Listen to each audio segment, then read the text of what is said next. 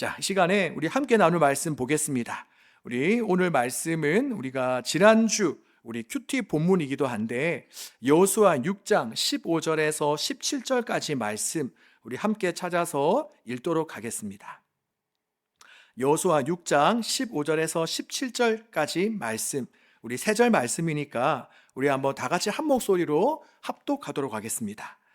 일곱째 날 새벽에 그들이 일찍이 일어나서 전과 같은 방식으로 그 성을 7번 도니 그 성을 7번 돌기는 그날 뿐이었더라. 7번째에 제사장들이 나팔을 불 때에 여호수아가 백성에게 이르되 외치라. 여호와께서 너희에게 이 성을 주셨느니라. 이 성과 그 가운데에 있는 모든 것은 여호와께 온전히 바치되 기생 라합과 그 집에 동거하는 자는 모두 살려주라. 이는 우리가 보낸 사자들을 그가 숨겨 주었음이니라. 아멘. 중국 남부와 대만 그리고 일본 등지에서 서식하는 모소 대나무가 있습니다. 이 대나무는 처음 몇 년간은 자란다고 말할 수 없을 정도로 별다른 변화가 없다고 합니다. 씨앗을 심은 지 약 4년이 지나는 동안에도 겨우 3cm 정도만 자랄 뿐 표면적으로는 아무런 일도 일어나지 않는다고 합니다. 그런데 놀라운 것은 이 대나무가 그 기간 동안 아무것도 하지 않는 것은 아닙니다. 그냥 죽은 것은 아니죠. 바로 이 기간 모소 대나무는 땅속에 뿌리를 내리고 또 보이지 않는 곳에서 양분을 잘 빨아들여서 수백 미터까지 그 뿌리가 자라난다라고 합니다. 그리고 이제 약 5년쯤 되었을 때에 놀랍게도 약 6주 만에 15m 정도가 단번에 자라나서 그 뒤로는 울창한 숲을 이루게 된다고 합니다. 바로 이처럼 모소 대나무는 처음 몇 년 동안은 아무런 미동과 변화가 없다가 바로 정해진 어떤 특정한 기간이 되면 놀랍도록 그 모습이 달라지게 되는 것입니다. 그런데 어쩌면 이것은 우리의 신앙도 또 하나님의 일하심도 마찬가지인 것 같습니다. 바로 아무런 변화가 없는 시간, 또 아무런 응답이 없는 것처럼 느껴지는 그 순간에도 우리 하나님께서는 보이지 않는 그곳에서 바로 하나님의 때를 위해 일하고 계시는 것입니다. 우리가 오늘 본문에도 이런 내용이 나오는데 먼저 오늘 본문을 보면 바로 하나님께서 이스라엘 백성들로 하여금 여리고 성 사람들과의 전투를 명하시는 장면인데 이때 하나님께서 이스라엘 백성들에게 뭐라고 명령하십니까? 아마 이 여리고성 전투, 이 본문은 아마 어렸을 때부터 교회 다닌 우리 청년들은 다들 잘 알겠죠. 바로 하나님께서는 여리고성 전투의 승리를 위해서 매일 한 바퀴씩 여리고성 주변을 돌다가 그리고 마지막 날 7째 날이 되는 때에는 7바퀴를 돌라라고 말씀하셨습니다. 자, 그리고 오늘 본문 15절에 보면 가장 처음에 등장하는 말이 바로 7째 날 새벽에, 7째 날 새벽에라는 그런 말이 나옵니다. 자, 그렇다면 여리고성 주변을 돌기 시작한 첫째 날부터 6째 날까지는 어떠했다는 말입니까? 바로 아무런 변화가 없었습니다. 지진이 일어나거나 또 성벽에서 돌 하나 떨어지는 일이 없이 그저 고요하고 조용하기만 하였습니다. 당시 여리고성은 팔레스타인 남부 지역에서 매우 견고한 그러한 요새였습니다. 성벽은 이중 구조로 되어 있고 또 인간의 힘으로는 도저히 무너뜨릴 수 없는 그런 난공불락의 요새였습니다. 그러니 당시 그 이스라엘 백성들의 마음은 어떠했겠습니까? 누군가는 하나님의 그 명령, 6째 날은 한 바퀴씩 돌고 마지막 날 7째 날 7바퀴를 돌아라라고 했었을 때에 누군가는 그 믿음을 가지고 그 하나님의 때에 하나님께서 일하실 그날을 기대하며 한 바퀴 한 바퀴 도는 사람들도 있었겠지만 반면에 또 누군가는 의심이 찾아오고 또 하나님에 대한 불신의 마음이 조금씩 들기 시작한 사람들도 있었을 것입니다. 정말 이렇게 한 바퀴씩 돈다고 여리고성이 무너질까? 너무 이거 비효율적인 방법 아닌가? 이게 무슨 의미가 있기는 한 걸까? 자, 그러나 하나님께서 준비하신 날, 바로 7째 날이 되었을 때 어떤 일이 일어납니까? 바로 본문 20절을 보면 제사장들이 나팔을 불고 백성이 큰 소리로 외쳤을 때에 성벽이 무너지고 맙니다. 자, 그렇다면 우리는 이 장면을 통해서 어떤 영적 교훈을 얻을 수가 있습니까? 바로 하나님의 놀라운 역사는 하나님의 때가 이를 때까지 순종할 때 나타난다는 것입니다. 바로 하나님의 때는 우리가 원하는 때가 아니라 하나님이 정하신 그 때를 기다리며 순종할 때에 바로 나타나게 된다는 것이죠. 사도행전 1장에 보면 예수님께서 승천하시기 전에 함께 있던 제자들에게 명령하셨습니다. 너희는 예루살렘을 떠나지 말고 이곳에 남아서 내게서 들은 아버지의 약속을 기다려라. 그러면 요한은 물로 세례를 주었지만 너희는 여러 날이 못 되어서 성령으로 세례를 받을 것이다 라고 말씀하셨습니다. 자, 그리고 그때부터 초대교회 성도들은 어떻게 합니까? 바로 주님의 그 말씀을 믿고 한 곳에 모여서 성령을 기다립니다. 자, 그런데 하루가 지나고 이틀이 지나고 자, 일주일이 지났는데도 어떻습니까? 아무런 일이 일어나지 않습니다. 여러분, 우리도 참 이때가 정말 힘들죠. 우리가 하나님 말씀 안 듣고 내 마음대로 살 때면 내가 그렇게 살았기 때문에 하나님으로부터 응답이 없다고 생각할 수도 있지만, 반면에 내가 하나님의 말씀대로 살고 있고 또 나름 노력도 하고 있는데 아무런 응답이 없으면 어떻습니까? 마음이 어려워집니다. 바로 하나님에 대한 의심과 불신이 일어나기 시작하는 것입니다. 아마 사도행전 교회에 있었던 초대교회 성도들도 마찬가지일지도 모르겠습니다. 우리가 성경에는 기록되어져 있지 않지만 어쩌면 어떤 이들은 뭐야 이거, 예수님께서 말씀하신 지 일주일이나 지났는데 아무런 일이 일어나지 않잖아. 나는 더 이상 시간 낭비하지 않고 그냥 돈이나 벌으러 갈래 하고 자리를 떠났을 수도 있습니다. 자, 그런데 또 다른 성도들은 어떻습니까? 바로 끝까지 예수님의 약속을 믿고 기다립니다. 주님의 때에 바로 주님께서 약속하신 그 일, 우리 모두가 성령으로 세례를 받을 날이 올 줄 믿습니다. 그러면서 120명의 사람들이 끝까지 믿음을 저버리지 않았습니다. 자, 그리고 드디어 주님께서 계획하신 그날, 바로 예수님께서 말씀하신 지 10일이 되었을 때에 어떤 일이 일어납니까? 아마 우리가 다들 잘 알고 있는 하늘에서 세찬 바람 소리가 나고 또 불의 혀처럼 갈라지는 것들이 각 사람 머리 위에 임하기 시작합니다. 그러자 그곳에 있던 사람들은 성령의 충만함을 받고 또 성령님이 말하게 하심을 따라서 각기 다른 언어로 말을 하기 시작했습니다. 바로 그 이전에도 없었고 또 그 이후에도 쉽게 찾아보기 힘든 정말 전무후무한 놀라운 하나님의 역사가 일어나게 된 것입니다. 바로 이처럼 하나님의 역사는 내가 원하고 바랄 그때가 아니라 언제 일어나는가? 바로 일곱째 날, 주님께서 계획하신 그때에 이루어지는 것입니다. 자, 그러니 우리에게 요구되는 것은 무엇이겠습니까?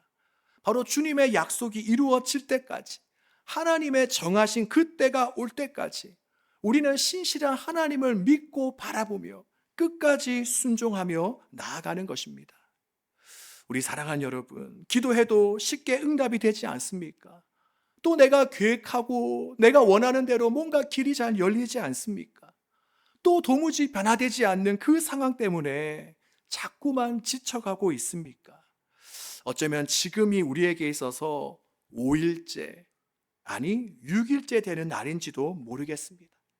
어쩌면 우리가 하루만 더 하나님의 신실하심과 인도하심을 붙든다면 바로 하나님께서 계획하신 일곱째 날이 반드시 오고 말 것입니다. 물론 우리가 주님의 때를 기다리는 게 참 쉽지는 않습니다. 저도 마찬가지입니다. 우리가 하나님께서 일하실 그 때를 알고 7일, 10일 기다리는 거는 일도 아닐 수 있지만 언제 하나님께서 일하시고 역사할지 전혀 알지 못하는 상황 속에서 우리가 일주일 그리고 10일을 기다린다는 것은 웬만한 믿음 가지고는 참 힘이 듭니다. 그러니 우리 예수님께서도 누가복음 18장 18절에 보면 뭐라고 말씀하십니까? 그러나 인자가 올 때에 세상에서 믿음을 보겠느냐? 이 말이 무슨 말입니까? 끝까지 하나님의 선하심을 믿고 하나님의 때와 방법을 기다리는 자가 얼마나 되겠느냐? 얼마나 되겠느냐? 바로 그러한 도전의 말씀이지 않습니까? 그러기 여러분, 어쩌면 지금 이 시대에 우리에게 요구되는 믿음은 뭐냐? 그냥 하나님께서 내 기도를 응답해 줄 거라는, 하나님께서 내가 원하는 대로 이끌어 줄 거라는 그 믿음이 아니라, 물론 그러한 믿음들도 있을 수 있겠지만 바로 지금 당장 내가 원하는 대로 이루어지지 않는다 할지라도 반드시 하나님께서는 하나님의 때에 하나님이 원하시는 방법과 계획을 이루신다. 바로 이 믿음, 끝까지 흔들리지 않는 이 믿음을 우리가 지켜나가야 하는 것입니다. 바라기는 이 자리에 있는 우리 모두가 다 때때로 믿음이 흔들리고 또 때때로 의심과 불신이 찾아올 수도 있겠지만 우리가 신실하신 하나님의 그 성품, 그 하나님의 능력을 바라보면서 우리가 주님의 말씀 기억하며 순종할 수 있는 저와 여러분 되시기를 주님의 이름으로 축복합니다. 그래서 우리가 아무런 변화가 없는 시간 속에서도 끝까지 하나님을 신뢰하며 믿음의 길을 걸어가는, 또 지금 당장 멈추고 싶은 그 자리에서도 우리가 한 바퀴 더 순종할 수 있는 저와 여러분 되시기를 주님의 이름으로 축복합니다. 자, 그리고 두 번째로 오늘 본문 15절 중반부를 보면 하나님께서 이스라엘 백성들에게 명하기를 어떤 말씀을 하십니까? 바로 전과 같은 방식으로 해라 라고 말씀하십니다. 그러면 여기에서 말하는 전과 같은 방식은 무엇을 말합니까? 바로 여리고성 주변을 도는 것을 이야기합니다. 그런데 사실상 이스라엘 백성들이 6일 동안 했던 방법은 누가 보아도 참 비효율적이고 비합리적입니다. 정말 군사적으로는 말도 안 되는 방법입니다. 정말 무모하고 정신 나간 것처럼 보이는 그러한 방식이죠. 만약 누군가가 가고 싶은 대학이 있고 회사가 있다면 매일 그 주변을 돌기만 한다면 우리는 그 사람을 향해 뭐라고 말하겠습니까? 뭔가 좀 정신 나간 거 아니야? 하고 생각하지 않겠습니까? 하지만 하나님은 이스라엘 백성들에게 전과 같은 방식으로 하라. 그리고 그들이 전과 같은 방법인 이렇게 한다고 뭔가 달라질까라고 생각했던 그 방법, 바로 그들이 여리고성을 돌았을 때 어떤 일이 일어나게 됩니까? 바로 하나님의 놀라운 기적이, 정말 그 견고한 여리고성 성벽이 와르르르 무너지는 그러한 일들이 일어나게 됩니다. 저는 개인적으로 이 말씀을 묵상하면서 이런 생각이 들었습니다. 지금 우리가 하고 있는 이 일들이 전혀 새롭거나 또 놀랄만한 것이 아니라 할지라도, 그저 매일매일 평범한 일상 같아 보인다 할지라도 우리가 주님의 말씀을 쫓아 행할 때에, 우리가 거룩한 습관을 이어갈 때에 바로 놀라운 하나님의 진보와 역사가 나타나겠구나, 이런 생각을 하게 되었습니다. 우리가 최근 21일 동안 다니엘 기도회를 이제 했습니다. 아마 우리 또 몇 번 참석한 청년들도 있을 거라 생각하는데, 우리 모두는 한 분 한 분의 그 귀한 간증자를 통해서 하나님께서 어떻게 일하시고 역사하시는지를 우리가 살펴보았습니다. 그러면서 혹 누군가는 나도 저렇게 하면 되겠구나, 나도 저렇게 살면 놀라운 하나님의 역사가 나타나겠구나, 이렇게 간증하는 분들의 이야기를 들으면서 새로운 방법을 시도하는 분들도 있을 것입니다. 그런데 혹 누군가는 이런 생각을 하실지도 모르겠습니다. 나는 지금 저러한 분들에 비하면 너무 초라하구나, 저분들은 저렇게 놀라운 일들을 행하며 살아가고 있는데 지금 내가 살아가고 있는 이 모습은 너무 작고 미천하구나. 그런데 여러분, 결코 그렇지 않습니다. 바로 지금 여러분이 다른 데 놀러 가거나 쉬는 것을 마다하고 바로 이렇게 오늘 주님을 만나기 위해 예배당으로 나오는 그 발걸음들, 그리고 우리가 그렇게 큰 액수는 아니라 할지라도 정말 정성을 다해서 하나님께 올려드리는 이 헌금, 그리고 내 힘과 마음을 다해 하는 그 헌신의 손길들, 바로 그것은 결코 작거나 초라하지 않습니다. 우리는 종종 뭔가 새로운 방법이 나를 변화시킬 거라 생각하지만 사실 영적인 성장은 대부분 평범한 반복 속에서 일어납니다. 우리의 그 하루의 작은 기도, 또 너무 평범해서 특별할 거 없어 보이는 예배, 그리고 10분 남짓한 그 짧은 말씀 묵상이 지금까지의 우리의 영혼을 지켜왔던 것입니다. 그리고 또한 하나님은 이러한 전과 같은 방식들, 매일 우리가 하고 있는 거룩한 습관과 헌신을 통해서 앞으로도 하나님의 놀라운 일과 역사를 일으켜 나가실 것입니다. 그러기에 결코 우리는 매일같이 드리는 우리의 헌신과 순종을 멈추지 말고 날마다 하나님께 올려드릴 수 있기를 주님의 이름으로 축복합니다. 자, 그리고 이제 마지막 한 부분만 더 살펴보도록 하겠습니다. 자, 오늘 본문 22절 말씀, 오늘 읽지는 않았는데 22절 말씀 우리 함께 한번 읽어보도록 하겠습니다. 22절입니다. 여호수아가 그 땅을 정탐한 두 사람에게 이르되 그 기생의 집에 들어가서 너희가 그 여인에게 맹세한 대로 그와 그에게 속한 모든 것을 이끌어내라 하매. 아멘. 자, 이 말씀에 보면 지금 하나님께서는 죽느냐 사느냐 하는 그 일촉즉발의 위기 상황 속에서도 하나님께서는 두 점탐꾼을 보내어서 라합과 그리고 그 집에 있는 사람들을 구해오라 하고 명령하시는 것을 볼 수 있습니다.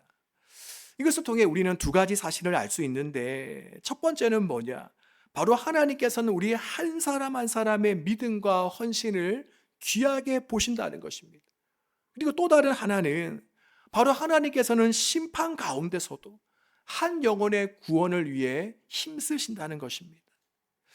때때로 우리는 푸념을 늘어놓듯이 나 하나 믿고 기도한다고 뭔가 달라지나, 나 하나 정직하게 산다고 지금 내가 다니고 있는 직장이, 또 내가 살고 있는 이 세상이 변하나, 또 나 하나 가족 중에 믿음 생활한다고 우리 가족이 구원받을 수 있나 하고 말할 때가 있습니다. 하지만 오늘 본문을 보면 그 말이 틀리다는 것을 우리는 알 수가 있습니다. 라합과 그의 가족들을 보십시오. 바로 라합 한 사람의 믿음은 그녀 한 사람으로 끝나지 않습니다. 바로 하나님을 향한 그녀의 믿음은 그 자신은 물론이고 그녀의 가족을 살렸고, 또 심지어 라합은 다윗의 조상이 되어 결국 예수님의 족보에 들어가게 됩니다. 바로 이처럼 한 사람의 믿음이 한 가정을 살리고, 또 한 사람의 믿음이 한 민족을 세우며 한 역사를 바꾸어 나아가는 것입니다. 그리고 이것은 우리도 마찬가지입니다. 바로 우리 한 사람의 믿음, 바로 우리 한 사람의 기도는 결코 작지 않습니다. 바로 하나님을 향한 작은 신뢰와 믿음은 여러분의 인생뿐만이 아니라 여러분의 가족과 또 친척, 지인들을 구원으로 이끌 것이고, 또한 친구와 직장 동료, 또 나라와 민족을 향한 여러분의 작은 기도는 그들을 살리고 그들을 새롭게 일으킬 것입니다. 그러니 지금 당장은 뭔가 계란으로 바위를 내려치는 것처럼 여겨질지라도 우리가 그것을 멈추지 말고 계속해서 이어갈 수 있기를 주님의 이름으로 축복합니다. 자, 그리고 하나님께서는 온갖 사람의 비명소리와 또 동물들의 그 울부짖음이 난무하는 전쟁터 한가운데서도 어떻게 하십니까? 바로 라합을 향한 시선과 마음을 놓지 않으시고 그녀를 구원해 주시는 것을 볼 수 있습니다. 바라기는 저와 여러분 우리 모두에게도 이처럼 아무리 세상이 긴박하게 흘러가고 아무리 세상이 혼란스럽다 할지라도 우리 또한 한 영혼의 귀중함, 한 영혼의 소중함을 놓치지 않고 살아가는 저와 여러분 되기를 바랍니다. 우리 하나님께서는 여리고 전투에서 단순히 승리라는 큰 목적에만 매이지 않으셨습니다. 물론 하나님께서는 그 승리라는 큰 목표를 가지셨지만 동시에 하나님께서는 한 사람 라합을 눈여겨보시고 그의 생명을 지켜주셨습니다. 그렇다면 우리 역시 어떻게 살아가는 것이 마땅하겠습니까? 바로 저와 같은 목회자라면 우리 교회 전체, 우리 공동체의 부흥이라는 큰 목표를 위해서도 달려가야겠지만 바로 한 사람 한 사람에게 집중해야 될 것입니다. 또 우리가 직장인이라면 회사의 이윤 창출, 또 현재 내가 맡은 역할과 같은 큰 목표에만 매이는 것이 아니라 바로 옆에서 함께 일하고 있는 직장 동료 한 명 한 명의 그 상황과 마음을 돌아볼 줄 알아야 하는 것입니다. 바라기는 이번 한 주간 하나님께서 나에게 맡겨주신 라합은 누구인가 우리가 찾아볼 수 있기를 원합니다. 그리고 그 영혼을 위해서 기도하고 손 내미는 저와 여러분 되시기를 주님의 이름으로 축복합니다.